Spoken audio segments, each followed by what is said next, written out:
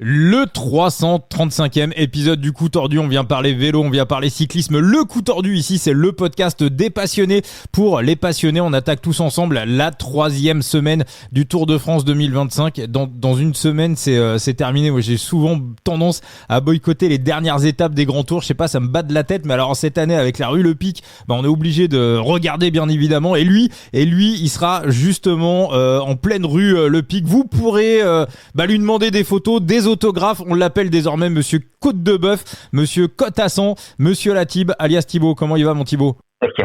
Calmons-nous, ça va très bien. Ah bah non, je suis obligé de t'accueillir avec la Marseillaise.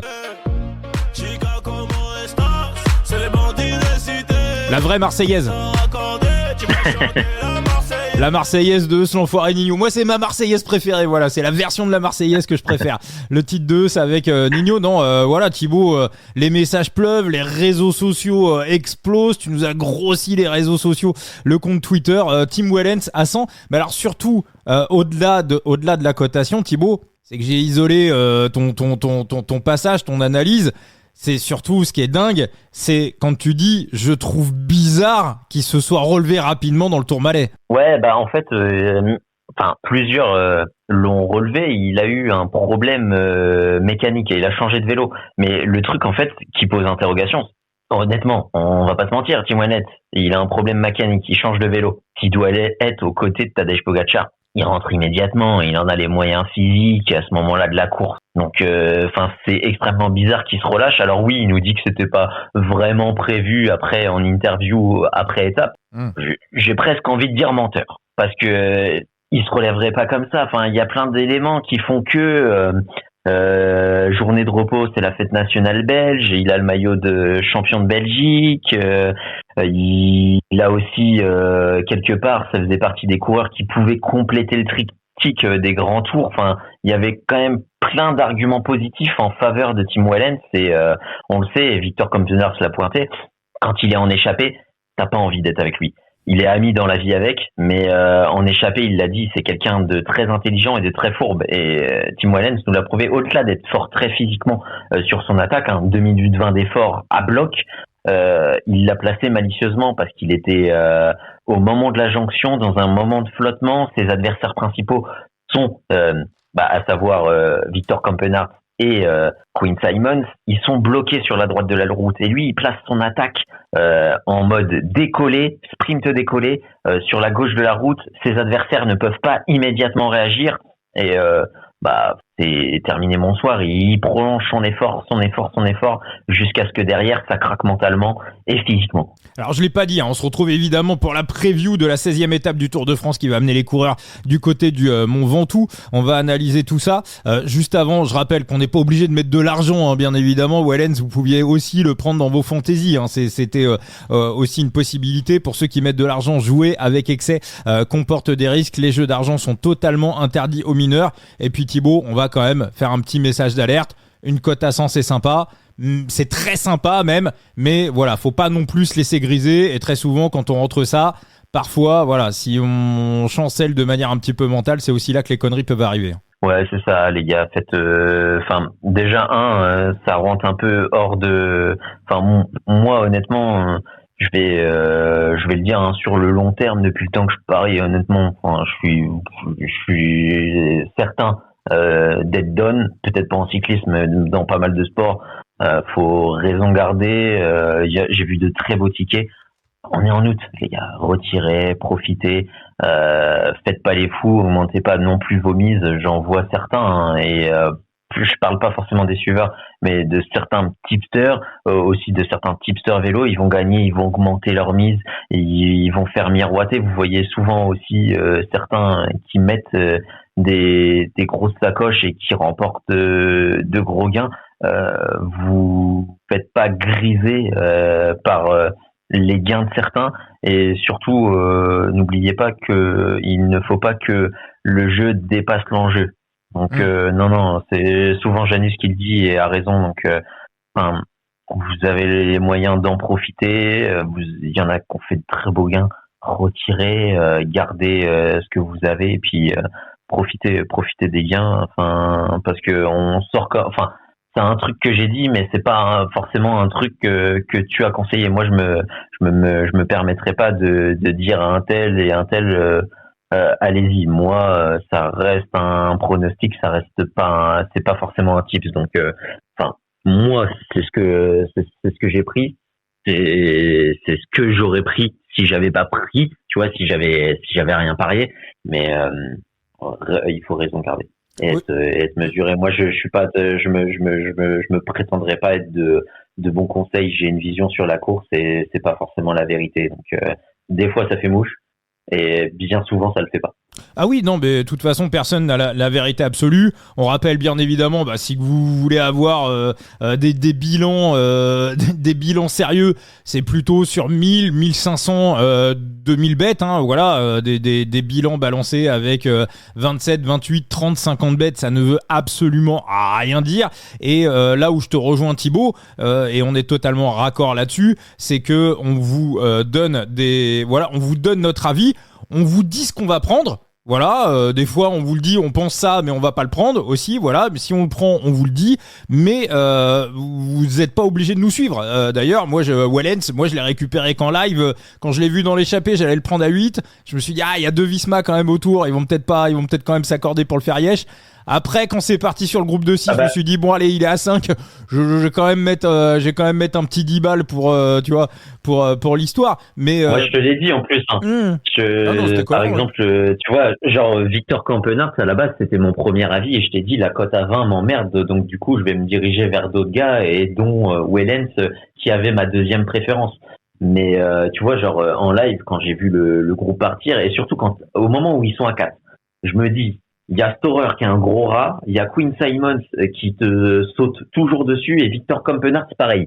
Je me dis putain, ça peut être compliqué pour Tim Wellens. Je sentais bien Campi avant qu'il se retrouve à 4, tu vois, je le vois fort physiquement, je me dis vas-y, je me mets une petite couverture en live sur Campi à 8 parce que j'ai trop peur dans ce groupe que Tim Wellens se fasse enterrer, tu vois. Oui, voilà, et puis voilà, faites aussi des couvertures, des arbitrages. La première des bases avant tout, c'est de protéger sa mise. Thibaut, une question de Benoît alias Benoît Tréanton. Que tout le monde connaît bien. Voilà, pour ceux qui le connaissent pas, voilà, vous tapez, vous allez sur YouTube, vous tapez le ruine les bookmakers.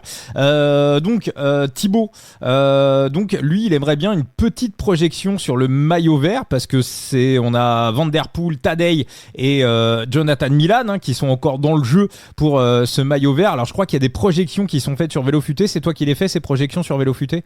Non, ça doit être Titouan, je pense. J'ai pas vu les projections, mais ça peut être intéressant de le voir. Ouais. C'est un ancien article ou c'est un article qui a été mis à jour? Je crois qu'il met à jour assez récemment, donc faire un petit peu des projections sur, voilà, on va dire, scénario plus favorable à Jonathan Milan et scénario le plus défavorable, voilà, sur le nombre de points à prendre. Donc on va rappeler, je crois que Tadej, je vais reprendre le classement, je crois que Tadej a pas une petite trentaine de points de retard, si je dis pas de bêtises, et Mathieu Van Der Poel est un tout petit peu plus loin. Possible. Alors, on a Milan avec 225, donc on a Tadej avec 223, donc il a 28 points de retard, et Mathieu Van Der Poel avec 210 points, donc 41 points de retard. Donc, on essaye de se faire une petite projection jusqu'à l'arrivée à Paris ? Vas-y. Allez, donc l'étape du Mont Ventoux, on peut estimer que Milan peut prendre le sprint intermédiaire. Et d'ailleurs, ça va faire partie de la preview de l'étape parce que je pense que les Lidl Trek vont gérer cette première partie, à mon avis. Je pense qu'ils vont le foutre dans l'échappée. Honnêtement, quand tu vois les déclarations de Tadej Pogačar en conférence de presse aujourd'hui et même les jours précédents où il te mentionne le Mont Ventoux et le col de la Lauze comme des lieux de revanche, que tu sais que c'est une montée sèche, que tu sais que c'est facile à contrôler, c'est quand même tendance pour le GC. Je suis pas sûr qu'il y ait beaucoup de batailles pour l'échapper. Donc Jonathan Milan, il a un boulevard pour une bataille au sprint intermédiaire face à Mathieu Van Der Poel. En échappée, je pense pas qu'il y ait énormément de monde qui se bataille très longtemps pour la prendre. Donc on peut dire 20 points pour Milan et pour Mathieu Van Der Poel qui sera aussi dans l'échappée. Deuxième place, c'est 17 points ou 15 points au sprint intermédiaire?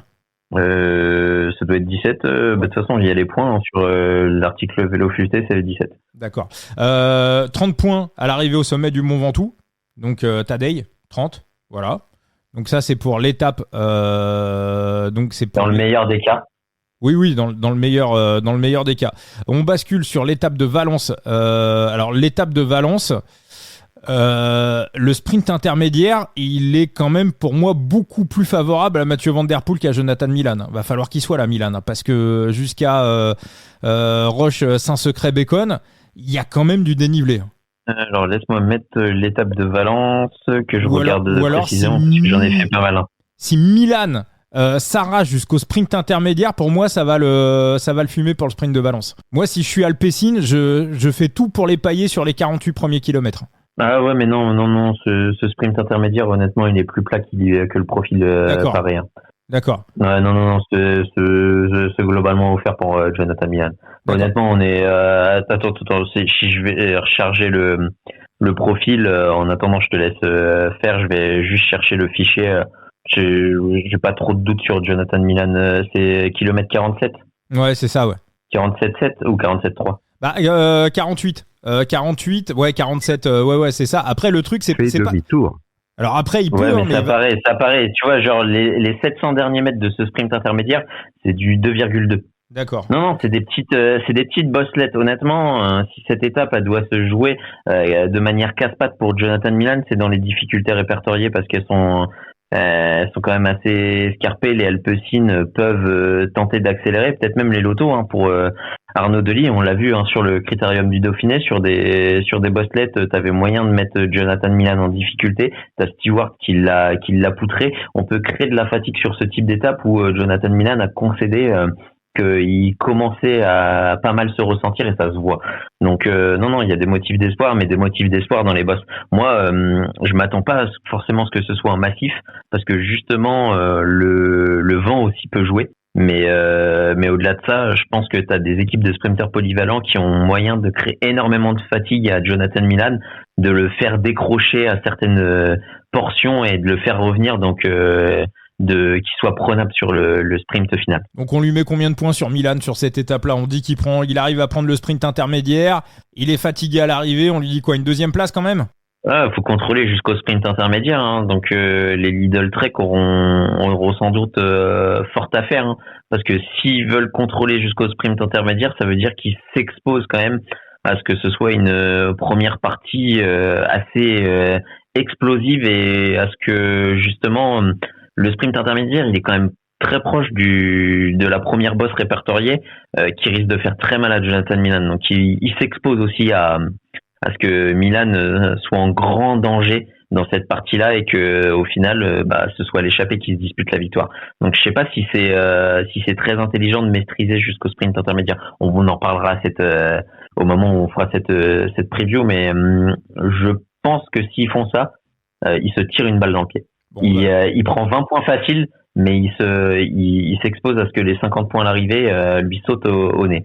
Donc on va mettre Milan entre 20 et 50, MVDP on va lui mettre la deuxième place du sprint intermédiaire. Lui par contre, s'il y a un coup qui part derrière, il risque quand même d'être dedans. Donc MVDP on va lui mettre un petit 40 points sur l'étape à peu près, voilà, c'est vraiment à la louche. Ensuite, on a l'étape du col de la Lose, 20 points à l'arrivée au col de la Lose. Donc 20 points pour 20 points pour Poggi, le sprint intermédiaire, bon là, assez facilement maîtrisé. Enfin, quoique, ça monte quand même le début. Non, pas facilement. Non, ce sprint intermédiaire, honnêtement, je le donne absolument pas à Milan.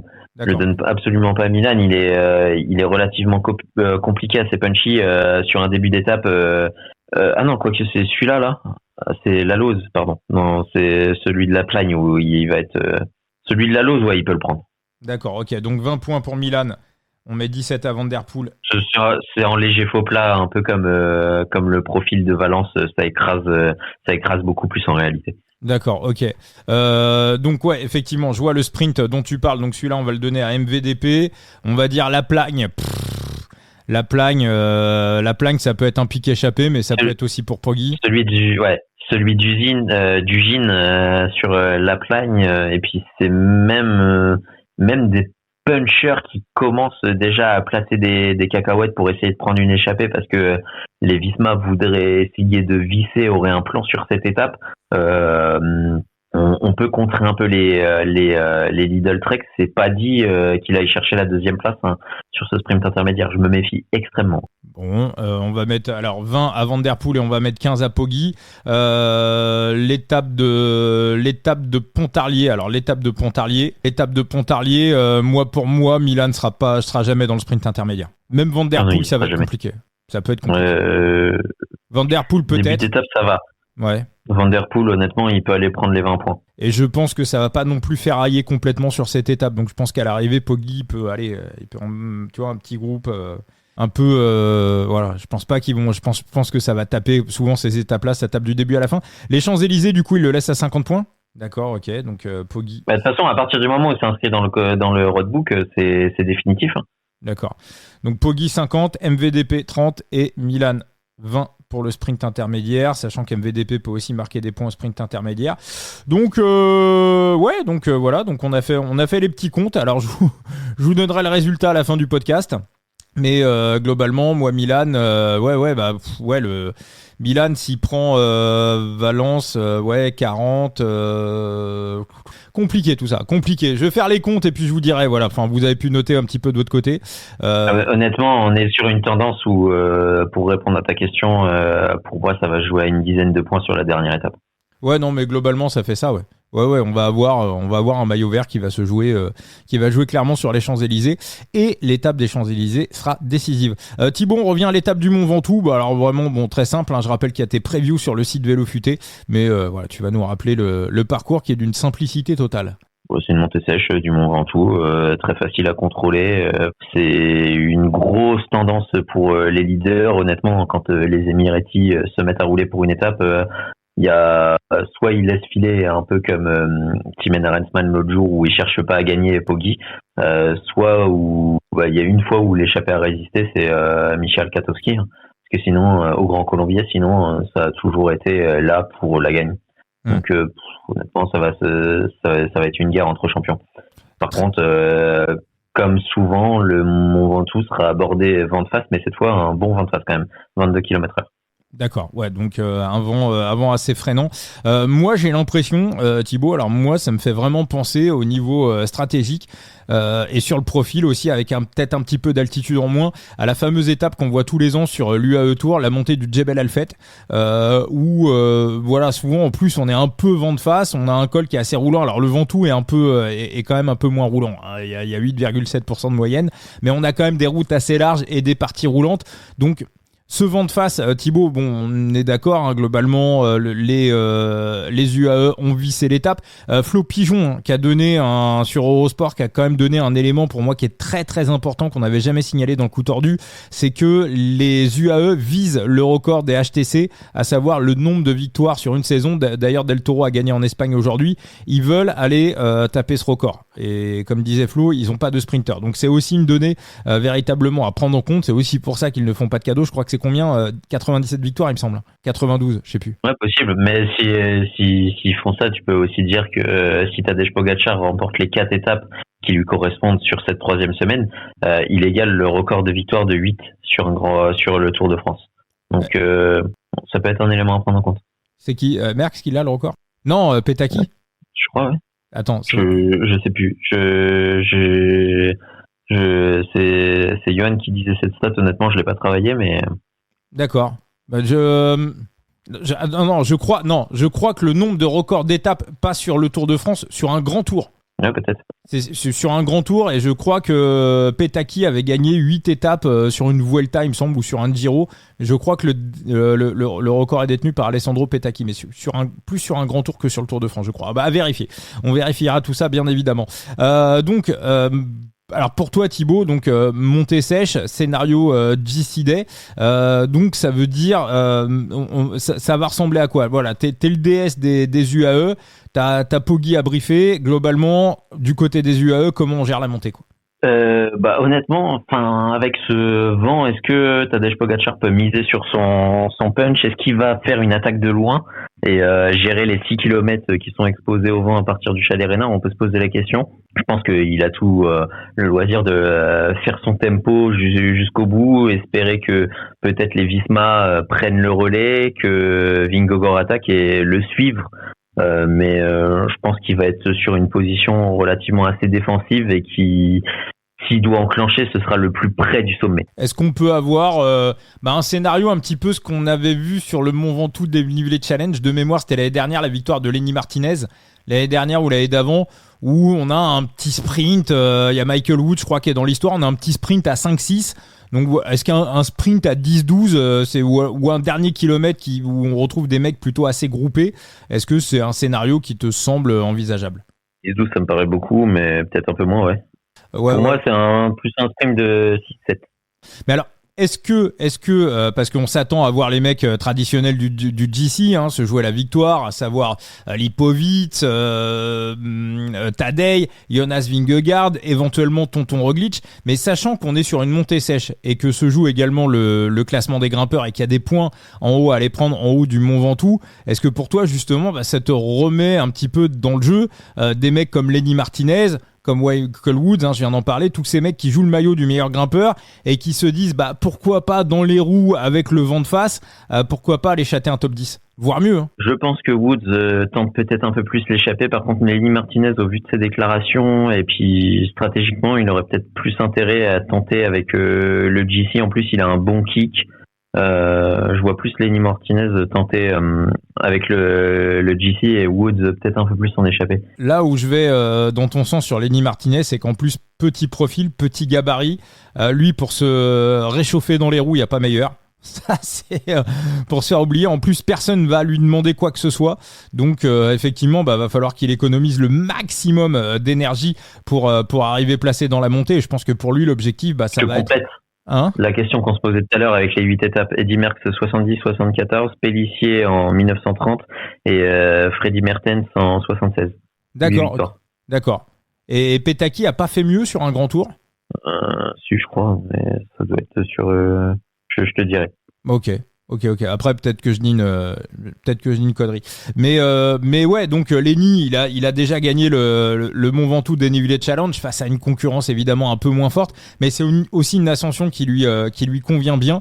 Donc après, le problème de Lenny, c'est qu'avec lui, on sait jamais. C'est-à-dire qu'il est capable de péter après 2 km d'ascension et il est capable encore d'être placé dans les roues à 1 km, 1 km et demi. Mais je pense que pour lui, ouais, l'objectif, ça va être véritablement de s'accrocher, d'économiser le plus d'énergie possible jusqu'au pied de l'ascension, de s'économiser, aller jusqu'à 1 ou 2 km de l'arrivée, et puis ensuite tout donner pour essayer de faire le meilleur sprint possible.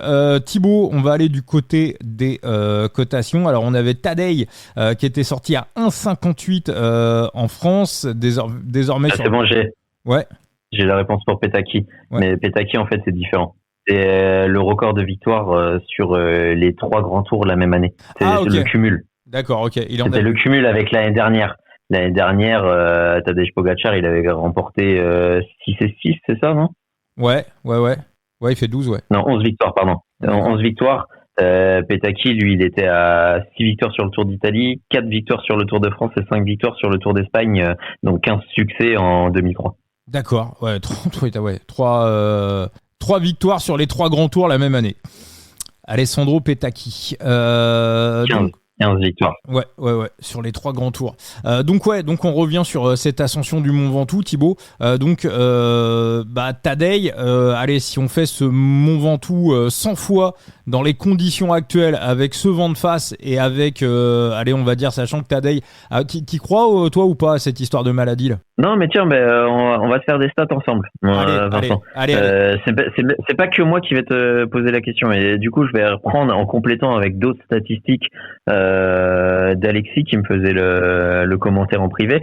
Combien de chances tu donnes quand même aux échappés, en sachant que, imaginons, un gros groupe de 40 arrive à s'extirper et fait une bataille un peu plus longue que prévu et opère une résistance un peu comme au Grand Colombier.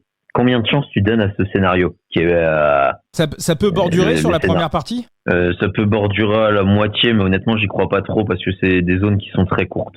Faudrait vraiment des putains de rouleurs. Faudrait vraiment des putains de rouleurs et que les UAE à un moment donné se disent qu'il y a une embrouille entre les UAE et les Visma et les mecs se disent bon vas-y laisse tomber, on laisse filer, et que dans ce groupe là il y a un bon grimpeur qui se pointe avec 3 minutes 30 d'avance, sachant qu'on est monté sèche, hein, donc on va pas pouvoir non plus user sur les organismes sur des ascensions d'avant. Donc ouais, mais imagine bah justement, tu parles de 3 minutes 30. Il y a aussi dans ce scénario échappé le fait qu'on ait mal géré les délais, les écarts avec l'échappé. Combien de chances tu donnes au scénario échappé? Moi, je pense que je donne entre 8 et 10. D'accord, un petit peu plus. Combien de chances tu donnes au scénario Tadej Pogačar, il lui arrive quelque chose?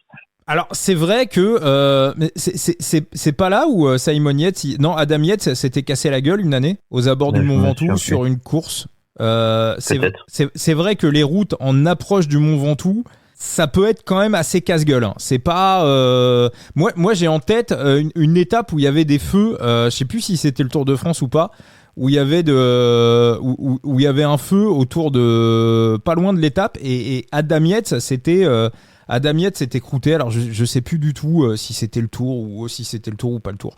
Bref, c'est pas le propos. Tadej, il va quand même être protégé. Il a des gardes du corps autour de lui. On est sur du plat, donc je dirais allez 1% qui se casse la gueule quoi. Casse la gueule ou pareil, ou qu'il ait une crevaison, qu'il soit piégé pour X raisons. Bon, il a déclaré aussi l'autre jour sur la question qu'il était malade. Oui, il l'a concédé. Combien de pourcentage que sa déclaration ne soit pas du bluff? Et qu'il soit vraiment malade, genre un truc qui le plombe. Et que ce soit pas du bullshit. Et 3 Ouais, 3. Parce que s'il avait vraiment un gros truc, il le dirait pas. Il ferait tout pour. Je vais reprendre les thèmes d'Alexis. Combien de chances que Jonas Vingegaard soit surnaturel sur cette étape, qu'il soit mieux que Tadej Pogačar, et que Tadej Pogačar en fait soit en baisse de forme, et que Vingegaard lui soit sur son standard habituel, où pas forcément il augmente mais il stabilise. C'est vrai que de base c'est plus une ascension pour Jonas que pour Tadej, hein. De base, hein, si on prend les qualités intrinsèques des deux coureurs, une ascension longue comme ça, c'est plus pour lui. D'ailleurs, en 2022, Jonas était arrivé, l'étape remportée par Wout van Aert, en haut du Ventoux. C'est la première fois que Jonas avait réussi à décoller Tadej, ce qui lui avait donné espoir d'ailleurs, je pense, pour remporter le Tour l'année suivante. Maintenant...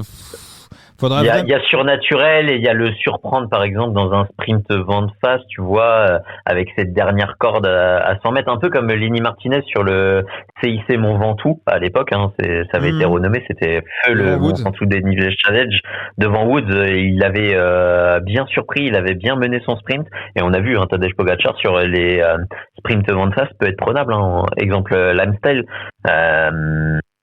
ça remet quand même un peu Jonas Vingegaard dans le jeu. Donc allez, combien de chances que Vingegaard, à la fois dans le sprint et son kick, et à la fois dans la montée, puisse surprendre Tadej Pogačar? 5%. Ouais, t'es raccord avec Alexis et moi. Je mets aussi 5%. Maintenant, je vais rajouter quand même des statistiques. Combien de chances que les deux monstres, dans un scénario où c'est un peu groupé, ça se neutralise avec ce vent de face, il y ait un petit malin qui prenne une anticipation, et que les deux se regardent un peu en chien de faïence, et que ce soit un peu trop tard. Genre NR Rubio, Jebel Alfred 2023. Ouais, c'est ça. Ouais, j'y ai pensé à ça. Honnêtement, pour moi, vraiment pas grand-chose. Moins de 1%, parce que la Visma et les UAE vont encore avoir des équipiers à ce moment-là. On aurait des ascensions en amont, je te dirais ok, on ferait 2 ou 3 fois le Mont Ventoux, je te dirais ok. Là, le fait qu'on soit le lendemain de journée de repos et qu'on soit sur une course de plat avant, tu vois, uniquement course de côte, je dirais 0,5% à peine. Ok. Moi, vent de face en 3, plus, ouais, vent de face. Non, justement, le vent de face, ça peut sourire à un audacieux. C'est vrai aussi, ouais, bon. Ah, le seul, c'est Rubio. Parce que ça se regarde un peu trop, tu vois. Je vois.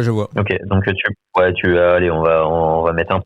Et combien de chances il a de se faire surprendre au sprint, de se faire battre sur ce sprint assez particulier, si jamais ça arrive, que ce soit, et là on comprend Vingegaard et d'autres éléments. C'est vrai que S'il part de trop loin, s'il gère mal son sprint, on parle de Vingegaard, mais Roglic, il a du kick. Only, il a un putain de kick, parce que le truc, en fait, c'est ça la clé, c'est que cette étape, en fait, le fait qu'il n'y ait pas d'ascension en amont et le fait qu'il y ait un gros vent de face, en fait, finalement, ça remet presque pas des purs punchers dans le jeu, mais on va dire des punchers grimpeurs. Je pense qu'un mec comme Loulou, il va aussi chercher à s'accrocher. Bon, il va se faire larguer, mais du coup, avec le vent de face, les punchers vont se dire pourquoi pas moi. Donc ça va favoriser aussi les mecs qui ont un bon kick. Donc Roglic, Only et même Lenny Martinez dans un très très grand jour, voire Tobias Haaland, Johannessen, il a aussi un putain de bon kick. Donc allez, honnêtement. Des mecs qui peuvent l'addition de tous ces mecs là pour truffler un Poggi qui gérerait mal son sprint, peut-être 7-8%. Je sais pas, je pense que je peux monter à 15. Ah ouais, quand même. Bah, on va prendre tes statistiques quand même. Donc du coup on est à 5 plus 5 plus 5 ça fait 15 plus 8 ça fait 22. 23 pardon. 23. La cote, elle est, on va prendre la cote française, 1,35. Ça fait du 74% de chance de remporter cette étape. La value, elle est tenue, hein, elle est vraiment très maigre. Elle est très maigre. Ouais. Bon, sauf que moi, elle est très maigre avec ton 8%, avec mon 5%, il est absolument pas value. Bon, sauf que moi, je l'ai pris à 1,58.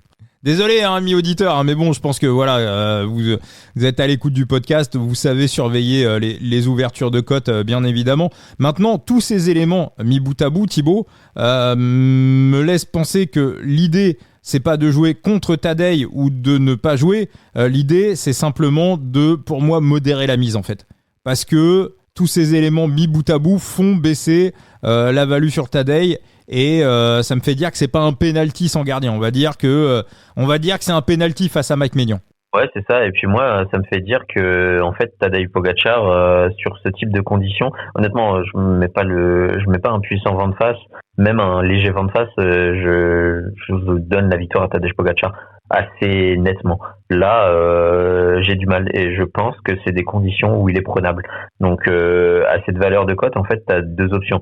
C'est soit tu es persuadé que Tadej Pogačar les trèfle matin, midi et soir, et c'est une sacoche monumentale. Soit en fait, du coup, potentiellement, tu risques de cramer un très très bon billet. Soit tu tentes de jeter des pièces. Et je préfère risquer des pièces que de risquer un billet sur cette étape. Donc moi, je vais partir sur le fait que Tadej Pogačar peut être prodable et je vais partir sur une victoire surprise. Et éventuellement quand même un podium qui me plaît. D'accord, ok. Alors va-t-on remettre la Marseillaise dans le prochain podcast pour une nouvelle cote de bœuf? Bah vas-y Thibaut. Alors là, je viens de voir les cotations. Ceci dit, ça a l'air très très intéressant. Thibaut, je t'écoute. Quel est ton pronostic pour cette 16e étape du Tour de France? Eh bah, t'as cité deux noms qui peuvent, même trois noms qui peuvent le battre. Lenny Martinez, ça me semble un peu léger pour y aller, mais ça aurait pu faire partie des mecs sur lesquels je vais l'éliminer un peu à la manière de Victor Campenaerts l'autre jour. Par contre, je trouve ça assez présomptueux de côté CEO Oscar Onley, qui était à 80 sur le B quand je l'ai pris. Le podium, je sais pas, ça m'emmerde un peu plus à 4. Je sais pas, j'y réfléchis. Mais sinon, je me dis sur une montée sèche, vent de face, avec le chrono qu'il a fait, il était peut-être décevant sur les enchaînements, mais sur une montée sèche, il peut faire illusion. C'est un mec qui a un bon kick, c'est un mec qui peut surprendre. On en a discuté avec Enzo, lui aussi, il pense un peu comme moi. Déjà, j'irais sur la place de Primož Roglic à 7, mais il était même à 8 du côté de Takada. Je sais pas s'il y est encore. Mais moi, vu que j'ai pris à 7, je vais pas multiplier quand même. Je vais pas prendre le risque de multiplier en sachant que j'ai déjà des billets à 7. Tant pis pour moi. Mais au-delà de ça, sur le B, il était à 125 en victoire. Je me dis que dans ces grandes heures, sur un petit comité, il a quand même montré en début de saison qu'il avait gardé de son kick. Donc attention, au final, on peut penser ça peut être un mano à mano entre le Slovène et le Danois, mais est-ce qu'en fait on n'aurait pas un mano à mano de génération slovène pour la victoire d'étape. Ouais, il y a ça, et puis surtout, c'est vrai que moi j'avais pas regardé les cotations, mais Only, on connaît son punch, hein, voilà, je dis on revient sur un effort de puncher, mais quand je prends les cotations, où Only et Roglic, on les met derrière sur ce type d'arrivée, derrière, bon, Lipovic, pourquoi pas, voilà, si on estime que ça va partir de loin, mais ça va pas partir de loin parce qu'il y a vent de face. En fait, si on regarde les cotes, le vent de face est pas du tout pris en compte. Gall est devant, Arensman est devant, Lenny Martinez est devant, Kuss est devant, mais Kuss devant Only et Roglic, pour moi c'est n'importe quoi. Idem pour Jorgensen, idem pour Simon Yates. Only est leader de son équipe, d'où Simon Yates est mieux coté que Only, c'est pas possible. Elle bouitterait Valentin Paré-Pin.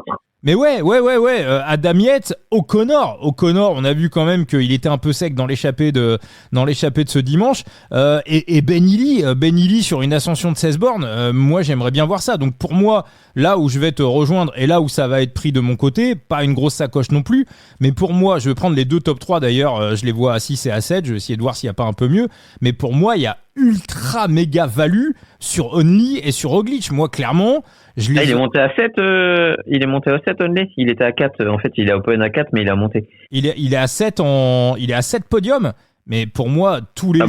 c'est repris. Bah ouais. C'est pris. Ouais. Là, moi, c'était bon d'hésitation, mais là, c'est pris. À 7, à 4, non. À 7, oui. Pour moi, tous les jours, je le cote devant Gall, devant Arensman, devant Martinez. Bon, Martinez, encore, ça se discute. Devant Kuss, Jorgensen et Yates et Buitrago. Alors, j'ai l'impression quand même que les books... sur ces cotations, prennent véritablement en compte le scénario échappé. Là, pour moi, je vois pas d'autres et les books donnent une grosse chance à l'échappé. J'ai pas d'autres explications. 0,05% de bankroll sur les deux. 7, c'est abusé. Honnêtement, 7, c'est abusé. Non, mais oui. Parce que, encore, je pense que les ascensions longues, c'est pas vraiment son truc. Mais encore une fois, pour moi, Only, c'est un puncher qui est en train de se développer en montagne. Mais pour moi, ces ascensions longues, elles sont... Ces ascensions longues, enfin, le fait qu'il y ait vent de face, ça va le ramener dans le jeu. Et si ça n'a pas découpillé de loin, et je pense que le vent de face va freiner un peu tout le monde, voilà, 0,05 sur Only, 0,06 sur Tonton Roglic. Mais donc 6 € sur une bankroll à 10 000 et 5 € sur une bankroll à 10 000. Mais ouais, pour moi, enfin, devant Jorgensen, son tour, il est fini. Je vais pas dire qu'il est fini, mais Jorgensen, il va clairement rester. Jorgensen et Yates, clairement, c'est pour faire un train pour Vingegaard.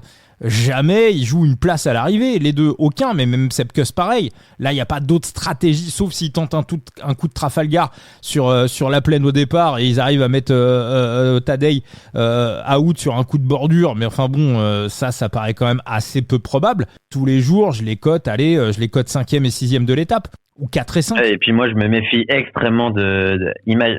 Après, honnêtement, si tu pars sur le scénario des books et sur la tendance, techniquement, les deux monstres, malgré le vent de face, pourraient en fait s'extirper et s'expliquer. Oui, mais pour moi, ça... Mais si on a un sprint en petit groupe, honnêtement, Oscar Onley, c'est une menace. Hein. On l'a vu, il a un très très bon kick du côté de Vilunga Hill. On l'a vu sur le Tour de Suisse quand il a tréflé Joao Almeida, qui est vraiment pas une pipe sur les sprints en montée, et notamment cette saison. Oscar Onley, c'est une menace pour la victoire. Honnêtement, je suis Tadej Pogačar, je suis pas non plus serein de déposer au kick Oscar Onley. Je vais choquer en disant ça parce que la majorité du monde va me dire oui non mais enfin t'abuses, Tadej Pogačar, ses victoires matin, midi et soir, t'es dans l'abus absolu. Non, ça, je suis désolé, ça vaut absolument pas 80. Bon, moi, je veux dire hein, comment je le vois. Pour moi, c'est vraiment une montée. Ça va ressembler un peu au Jebel Alfet du Tour des UAE en plus dur. UAE va mener un train. Je pense que ça va se découpiller. Aller à 1 km, 1 km 5 de l'arrivée. Je suis même pas sûr qu'en fait Tadej Pogačar attaque de loin. Hein. C'est pas vraiment dans son intérêt. Non, mais pas attaquer, se dégoupiller. C'est-à-dire vraiment se retrouver, peut-être partir avec Jonas, partir avec 2 ou 3 mecs à 1 km. T'as des gros pourcentages quand même hein, quand tu te rapproches de l'arrivée sur le dernier kilomètre. Donc tu vois Ouais, voilà, un peu se dégoupiller aux alentours de la flamme rouge parce que forcément, Adam Yates, à mon avis, va lui faire un lead-out. Il va être un petit peu moins fatigué, un petit peu moins usé que les autres, donc il va essayer d'en profiter. Et mais effectivement, hein, ça peut aussi un peu se regarder parce que s'il commence à dégoupiller dans le dernier kilomètre, qui va lui passer le relais? Qui va lui passer le relais? C'est même s'ils découpillent avant et qu'ils ont plus de coéquipiers, le truc c'est que les deux potentiellement avec ce vent, ils peuvent se regarder, se neutraliser, ça peut favoriser des retours de l'arrière. Parce que faut rappeler que c'est un peu comme ça que je le vois. Sur mur de Bretagne. Je pense qu'il y en a un qui va attaquer, à savoir Vingegaard. Ça risque de faire un trou dès le départ, mais en fait le problème c'est que il voudra pas l'emmener et très vite ils vont se neutraliser. Et ça va permettre les retours à l'arrière et ce sprint en petit comité. Sur le mur de Bretagne, Tadej peut remercier Remco de presque lui avoir fait pas un assist, mais il y a un moment donné, il lui a quand même fait le train, quoi. Ça a permis derrière qui était revenu de l'arrière. C'est Narvaez qui était revenu de l'arrière pour lui faire le lead out. Ouais, c'est ça. Ouais, voilà. Mais effectivement, va falloir, pour assurer la victoire de Tadej, va falloir un très très grand Adam Yates. C'est-à-dire qu'ils ont deux solutions. Soit Tadej décide de dégoupiller, on va dire, un petit peu tôt et il risque de se retrouver avec le vent de face, avec du monde dans les pattes qui va refuser de le relayer. Et encore une fois, le Ventoux, c'est un col avec une prise au vent. Soit garder un équipier, un grand Adam Yates ou alors un immense Narvaez. Mais Narvaez, je pense qu'en haut, il devrait être largué. Donc, pour moi, le seul, c'est Adam Yates. Et avoir Adam Yates, là, par contre, si Adam Yates lui fait le lead-out jusqu'à 200-300 mètres de l'arrivée, bon, même s'il y en a 10 dans les roues, pour moi, l'histoire, elle est pliée. Hein. Il y en a pas un qui va le taper. Ça, c'est sûr. S'il a un coéquipier, il a un edge absolument faramineux. Mais honnêtement, est-ce qu'il va baisser beaucoup plus en live que le 1,35 qu'il est là? Il est en position de gagner, il est favori. La tendance, elle est GC.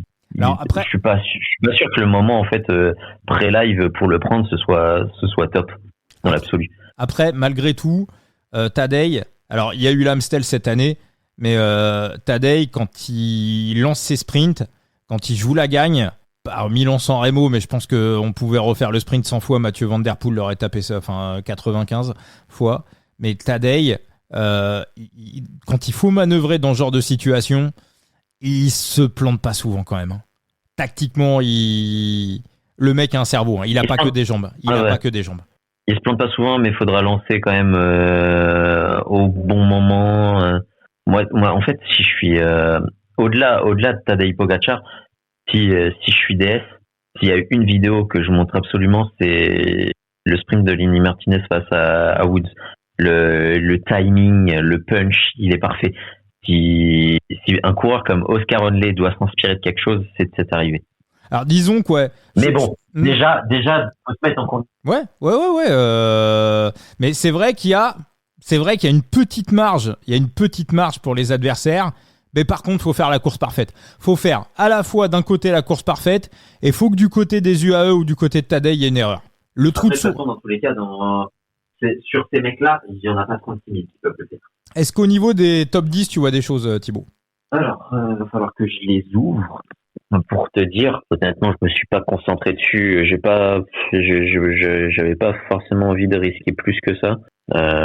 C'est potentiellement une étape où tu te contentes du minimum, tu jettes les pièces et tu tentes des gros coups sur d'autres et encore des gros coups. Pour rappeler à nos auditeurs, Tim Arensman avait une belle cote. Tim Wellens a eu une belle cote, mais plus en fait on va avancer dans ce tour-là, plus déjà c'est les hommes en forme qui vont s'illustrer et c'est des hommes qu'on a déjà vus. Donc l'influence sur les cotes va être énorme et de plus en plus ça vont être faibles parce que c'est les grands favoris qui s'imposent. Donc faut pas non plus s'attendre à rentrer en termes de vainqueurs. On va rentrer de plus en plus vers l'arrivée des cotes soit très sèches, soit aller maximum d'une vingtaine d'unités, pas plus. Donc faut faire attention. Alors les top 10, honnêtement, le Lenny Martinez déjà. 2,50, Lenny à 2,50, franchement c'est pas mal. Après moi j'irai pas, il est trop inconstant en fait. Il est trop irrégulier, il peut Enfin, après, il y a eu une ça, propagande il y a eu une propagande assez logique sur Adam Yates. Bon, maintenant il est à 4, mais honnêtement, je suis assez d'accord sur le fait que le top 10 à 10, il était assez abusé en sachant qu'il va lui faire le train, il va l'emmener très loin, quoi. Ah oui, et puis il va pas se relever parce qu'il y a le classement équipe, donc non, moi. Ouais, mais enfin, le classement équipe, je pense qu'ils sont un peu foutus maintenant. Bah, pas tant que ça. Hein. Franchement, ça peut encore péter sur la Lose et sur l'étape de Pontarlier.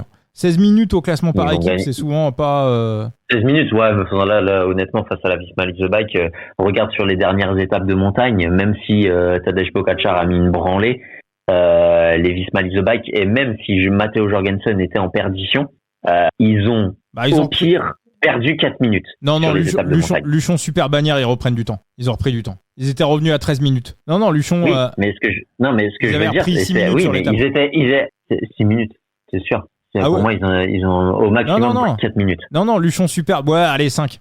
4-5. Mais Luchon Super Bannière, t'as Attends, on va les vérifier. Ouais. On va les vérifier. Ils sont à 13 minutes 48. Ouais. Et la veille, à Peyragudes, ils étaient à 18 minutes. Ouais. Donc, tu vois, 4 minutes et demie. 4 minutes et demie. Ils ont pas pris beaucoup plus. Ouais, mais bon. Non, mais 4 minutes et demie, c'est pas énorme. Ils ont 16 minutes à rattraper en sachant que sur les potentielles étapes, déjà, là où tu peux rattraper le plus de temps, c'est les étapes de Baroudeur où les Visma Lead the Bike vont avoir un avantage sur les Emiratis. Honnêtement, pour moi, le classement, il est relativement assez joué. Ce sera pour les Visma Lead the Bike. Les Emiratis auront du mal à rattraper les temps parce qu'en plus, faut se dire que la dernière étape, potentiellement, t'as un risque sur Paris où les UAE peuvent reprendre aussi du temps sur un Pogačar et sur je sais pas, des Narvaez, des Wellens qui font un très bon résultat en mode classique, mais t'as un risque que sur cette étape les temps soient gelés. Moi je l'établis à 90% pour qu'il y ait moins de grogne dans le peloton parce que de toute façon dans tous les cas au GC les écarts seront totalement faits partout. Donc non pour moi les Visma ont quasiment le classement gagné. Je vois pas comment les Emiratis leur reprennent 16 minutes sur les étapes de montagne là. Parce que sur le Ventoux ils vont pas reprendre énormément de temps. Au maximum, ils vont reprendre 1 minute et demie. Donc, non, je vois pas comment en deux étapes de montagne, ils reprennent 8 minutes et 8 minutes. Pour moi, c'est impossible. Donc, pour moi, le classement, il est fait. Mais bon, ils vont quand même le fameux au cas où. Voilà, le fameux au cas où de Jackie Durand. Non, moi, sur les top 10, il y en a un qui me plaît bien. Hein, c'est notre Jordan Jegat à 4. Hein. Franchement, c'est encore une fois de base, Jordan Jegat, c'est plutôt un puncher. Donc c'est une étape qui va ramener les punchers dans l'histoire. Et puis le top 10 à 4, franchement, Rensman, je vois pas pourquoi. Enfin, Rensman s'est replacé au général, mais c'est pas forcément un mec qui a un bon kick. Jegat, c'est un mec qui a un bon kick, donc je vois quand même un paquet de mecs. Qui peut trèfler pour aller chercher un top 10. Hein. Il peut taper Arensman, Jorgensen, il peut taper Kuss, Yates, El Buitre, je sais pas.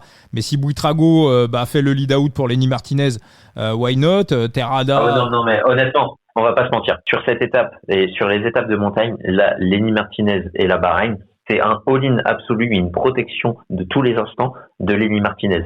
Parce que Tadej Pogačar est en danger.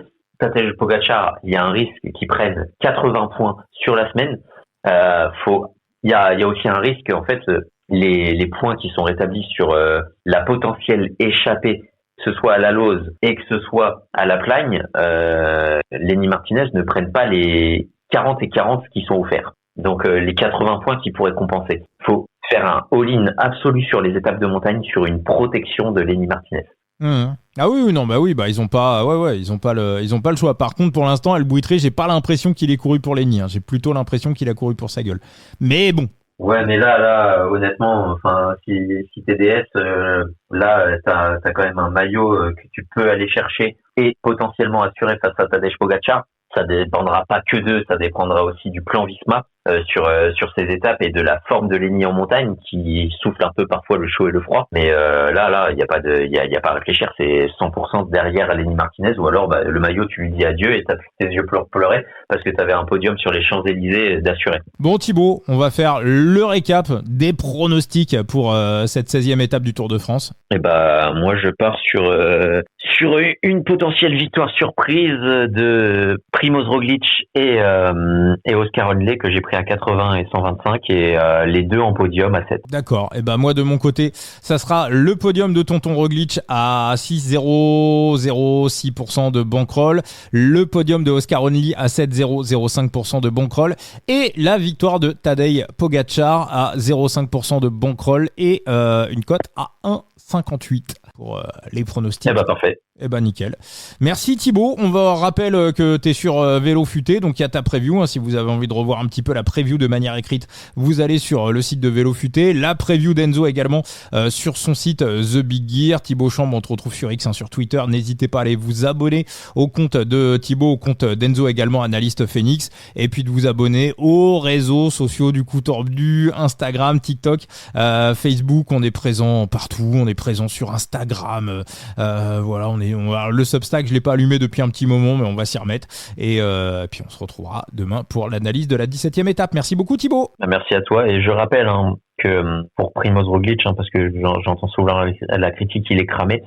Sur une montée sèche comme ça, je pense honnêtement, et Enzo est d'accord avec moi, qu'on peut faire illusion. Sur la Lose et la Plagne, j'ai aucun doute sur le fait qu'il va exploser, qu'il sera de retour au vrai niveau qu'il nous a montré, mais honnêtement, il peut étonner comme au chrono. Je suis d'accord, et puis il a pas fait une saison de merde, Roglic, ça a commencé à partir en vrille au Giro, mais avant, le Tour de Catalogne, c'était très solide, donc moi, voilà. Tonton, il est pas... Tonton n'est pas fini. Merci Thibaut, et merci à tous. Merci à toi, allez, ciao, ciao.